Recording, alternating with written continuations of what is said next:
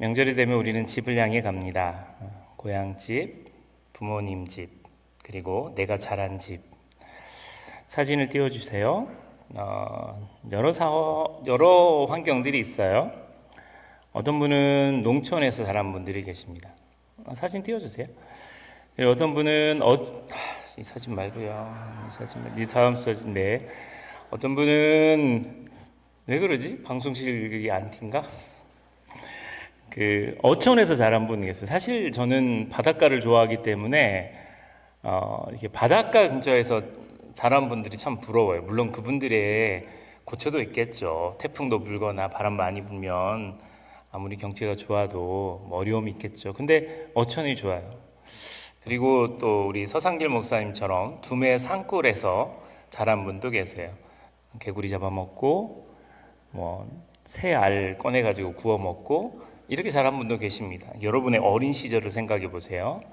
저는 중소형 도시에서 자랐습니다. 인구가 한 11만 정도 되는 정읍이라는 아담한 도시에서 자랐어요.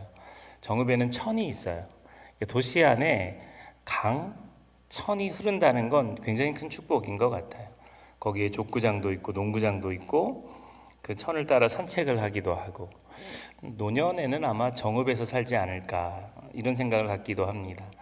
그리고 모든 편의시설이 다 되어 있어서 모든 사람들이 한 10분에서 20분 안에는 다 모일 수 있는 그런 작은 도시, 그런 도시가 제가 자란 곳의 모습이기도 합니다. 어떤 사람은 서울, 대도시에서 자란 분도 계세요. 사실 제가 제일 흠모하고 부러워하는 사람이 서울 사람이에요.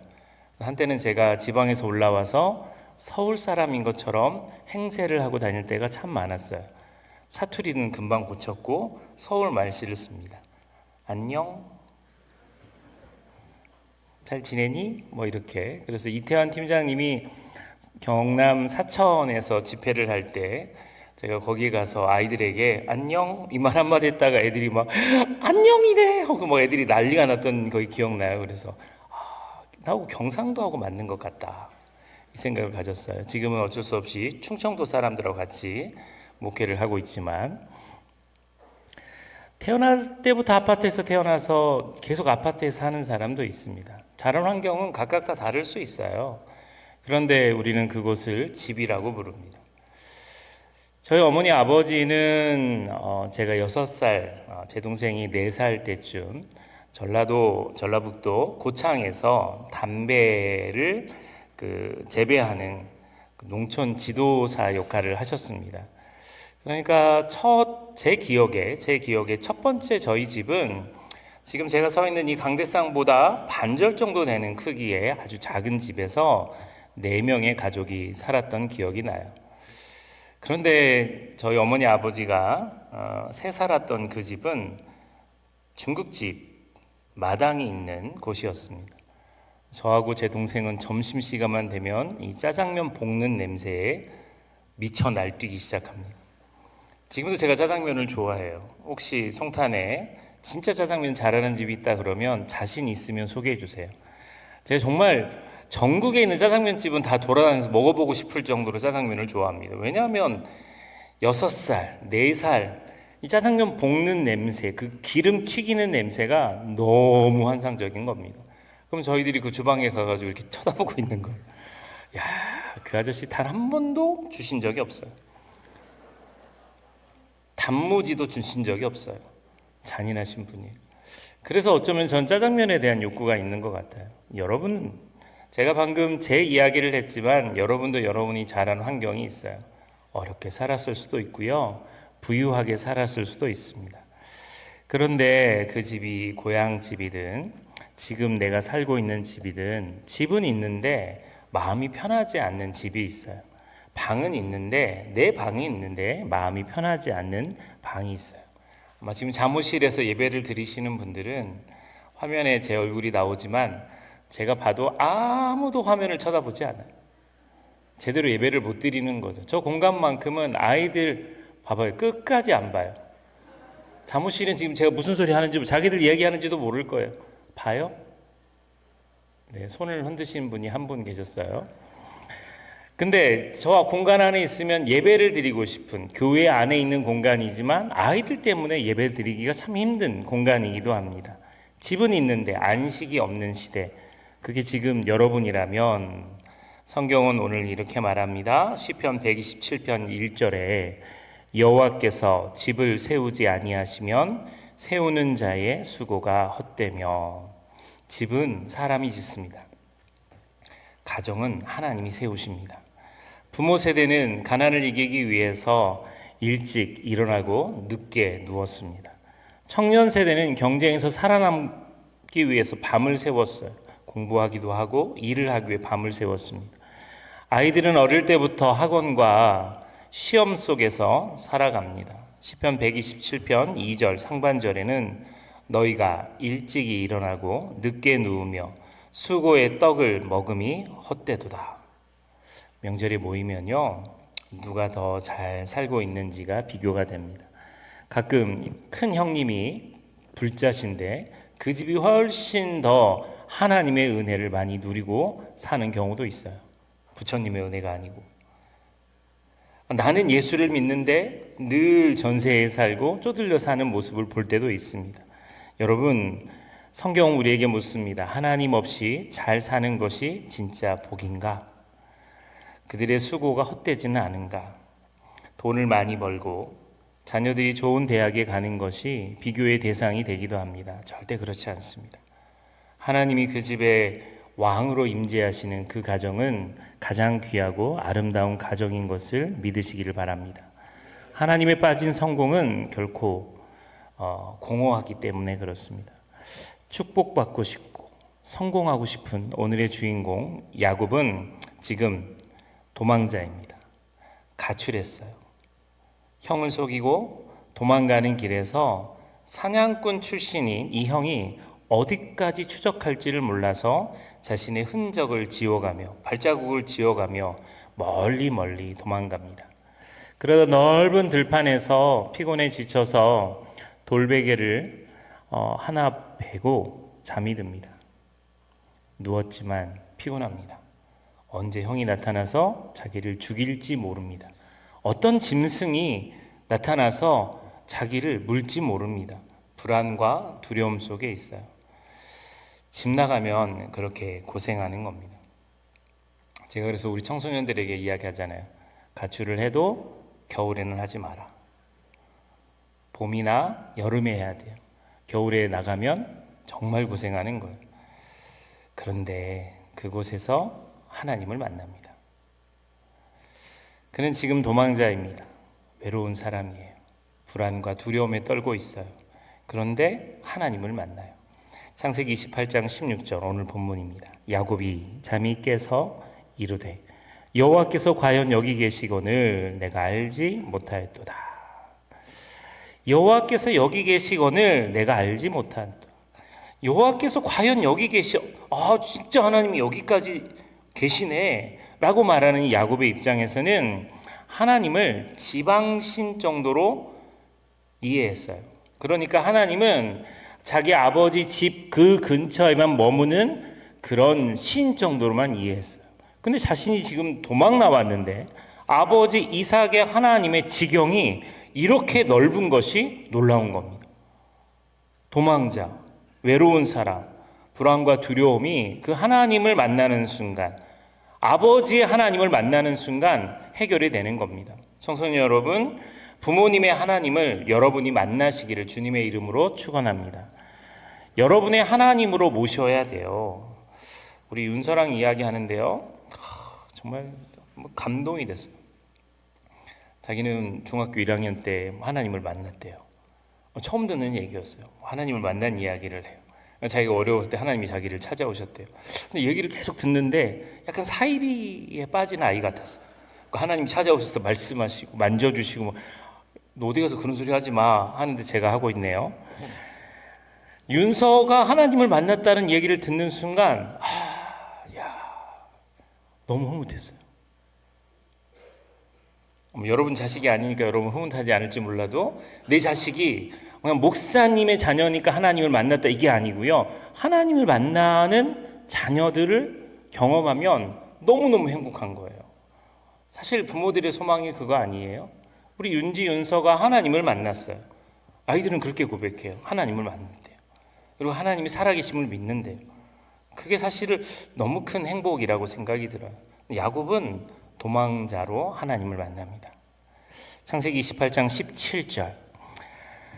이에 두려워하여 이르되 두렵도다 이곳이여 이것은 다름 아닌 하나님의 집이요 이는 하나님의 문이로다. 하나님 아버지를 만나는 바로 그 자리, 하나님의 집과 하나님의 문을 만나는 그 영적 체험을 야곱이 하고 있는 거예요. 예수 믿는 우리에게 집은 건물이 아닙니다. 하나님이 임재하시는 자리가 집입니다. 아멘이시죠? 명절에 큰 집에 모이지 않아도 괜찮아요. 음식이 맛이 없어도 괜찮습니다. 그러나 그 집에 기도가 있다면 그곳이 베델입니다. 같이 기도하자. 기도한다면 그곳이 베델이에요. 정말 여러분의 가정에 이번 명절이 그렇게 되기를 소망합니다. 에베소서 2장 21절 22절에 그의 안에서 건물마다 서로 연결하여 주 안에서 성전이 되어가고 너희도 성령 안에서 하나님이 거하실 처소가 되기 위하여 그리스도 예수 안에서 함께 지어져 가느니라. 우리는 하나님의 집입니다. 가정은 서로가 세워주는 자리여야 돼요. 벽돌 하나가 빠지면 건물이 약해지는 거예요. 여러분, 각 가정마다 이번 명절에 가면 서열 1위가 있어요. 여러분이세요? 서열 1위가? 보통은 할머니가 서열 1위입니다. 할아버지 찍소리도 못합니다. 할머니가 서열 1위이거나 또 외갓집에 갔는데 며느리는 이제 약자인 거죠. 거기 딸들이 그냥 장악하고 있는 겁니다. 그런데 이렇게 센 사람이 죽어야 돼요. 돌아가시면 안 되고요. 좀 마음을 다스려야 돼요. 진정해야 돼요. 다른 사람을 세워주는 분위기를 만들어야 돼요. 올 명절에는 이 형제간끼리 비교하는 말 대신 세워주는 말을 했으면 좋겠어요. 60세 이상이신 분들만 지금부터 설교를 잘 들으세요. 넌 왜 아직도 이런 말 하시면 안 돼요. 그냥 수고했다 이렇게 말씀하시면 돼요. 너는 언제 정신 차리니? 이런 말 하시면 안 돼요. 대신 하나님이 너와 함께 하신다. 명절이 되면 이런 농담이 있죠.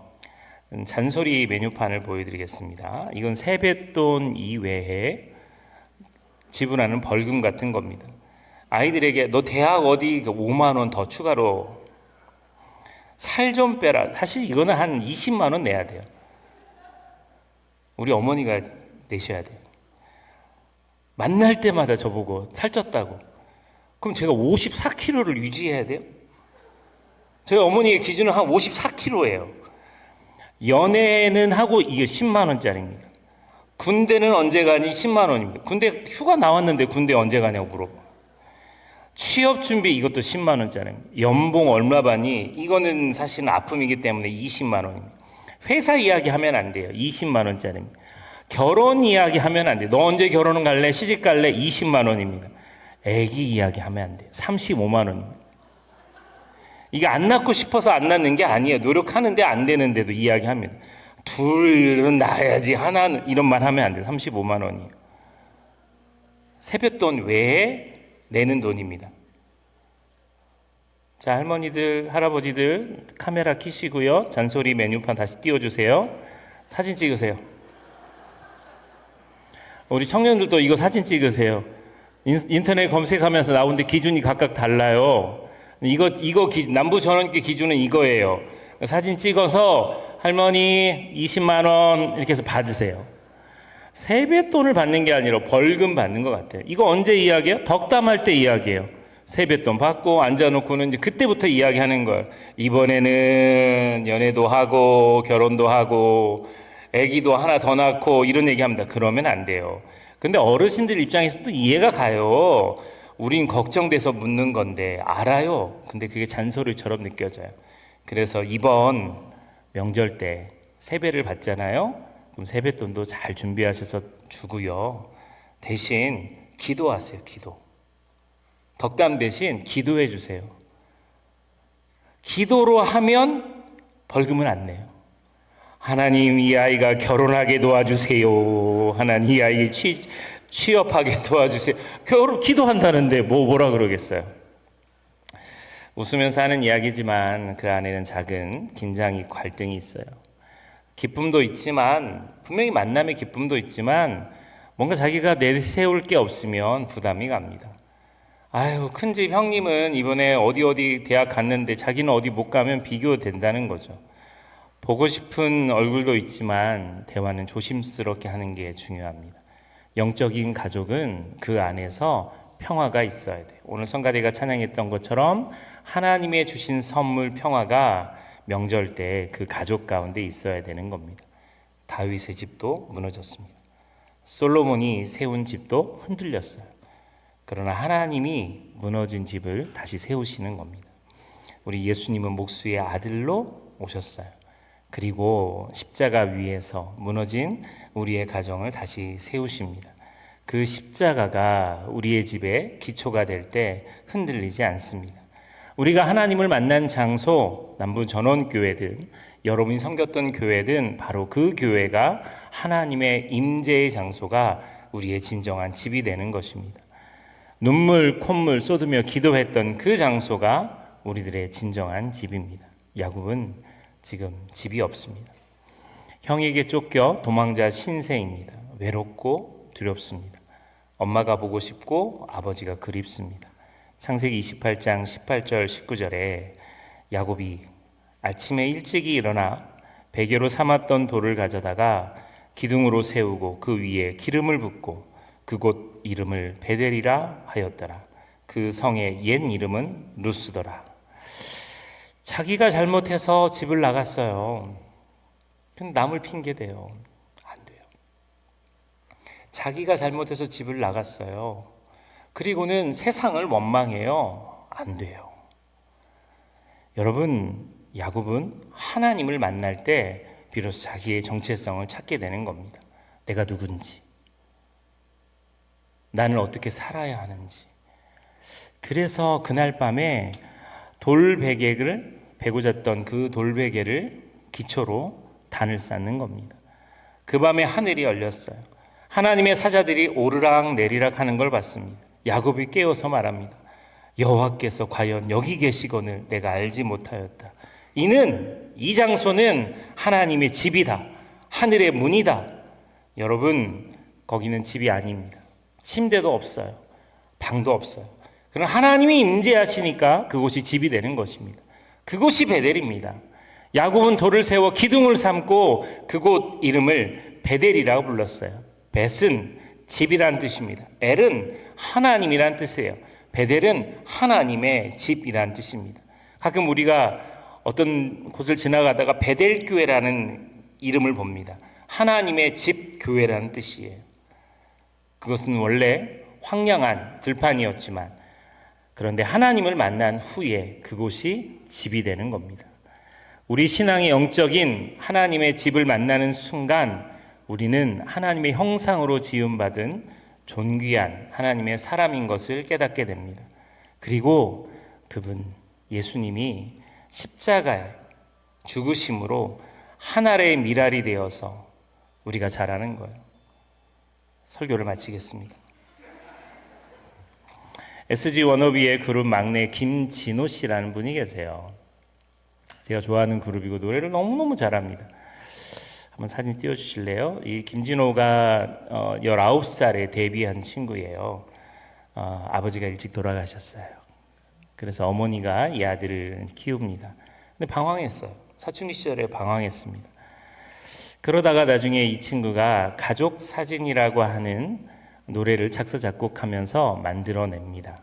불후의 명곡에서 이 친구 혼자서 나와서 노래를 부릅니다. 사실 이 친구가 노래 부를 때는 자기 멋이 있어요. 그래서 그게 좀 이렇게 불편하게 느껴지는데 목소리가 너무 좋아요.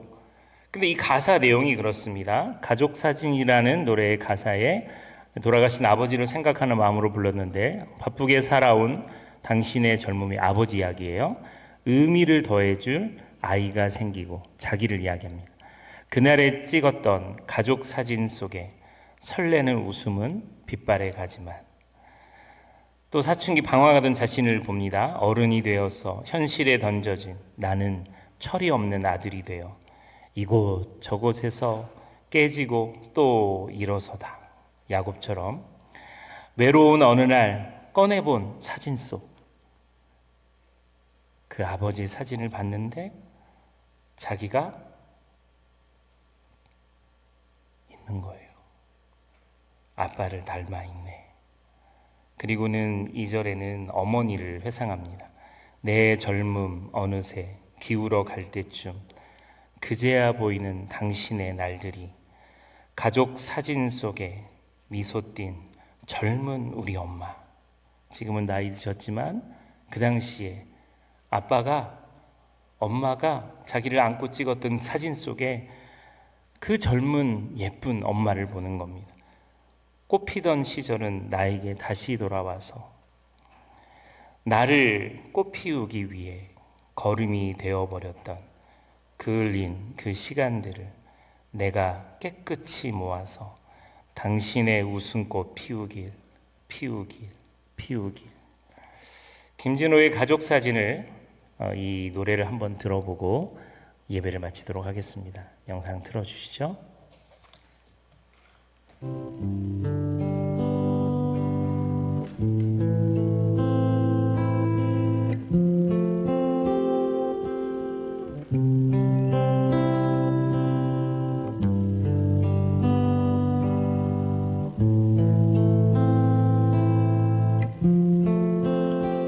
바쁘게 살아온 당신의 젊음의 의미를 더해줄 아이가 생기고 그날에 찍었던 가족 사진 속에 설레는 웃음은 빛바래 가지만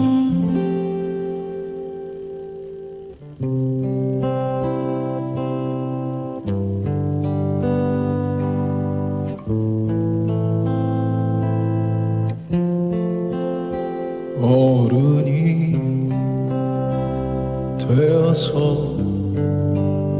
현실에 던져진 나는 철이 없는 아들, 딸이 되어서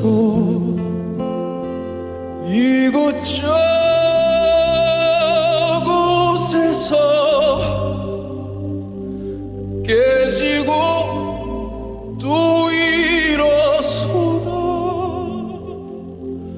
외로운 어느 날 꺼내본 사진 속 아빠를 닮아 있네.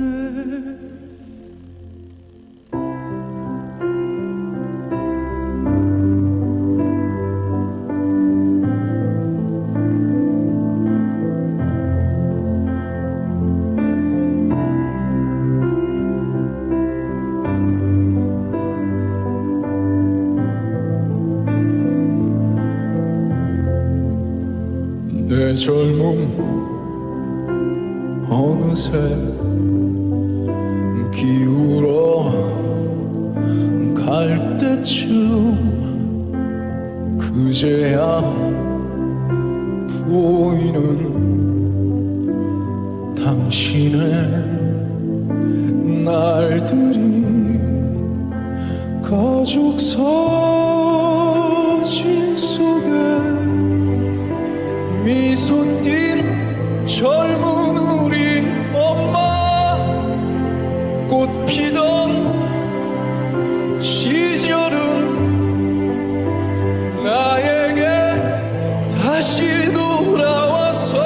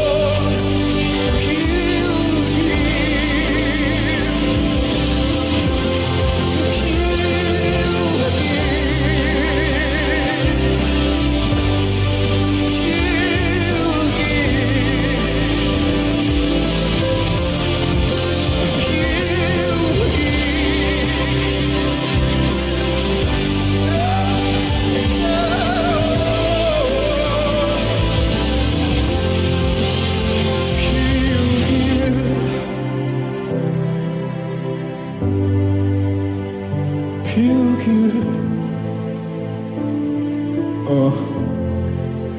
여러분들이 사랑하는 사람들 웃음꽃 피울 수 있는, 지금을 사실 수 있는 지혜가 늘 함께 하기를 바라겠습니다. 감사합니다. 야곱은 철없이 집을 떠났습니다. 그곳에서 하나님 아버지를 만났습니다. 김진호 씨가 사진 속에 아버지의 얼굴을 보는 순간, 어머니의 얼굴을 대면하는 순간, 자기를 위해서 희생하고 일찍 돌아가신 그분들의 빈자리를 보는 순간 내가 누구인지 알았던 것처럼 우리는 하나님 아버지를 알아야 합니다. 여러분도 인생의 들판을 지나고 있지 않습니까?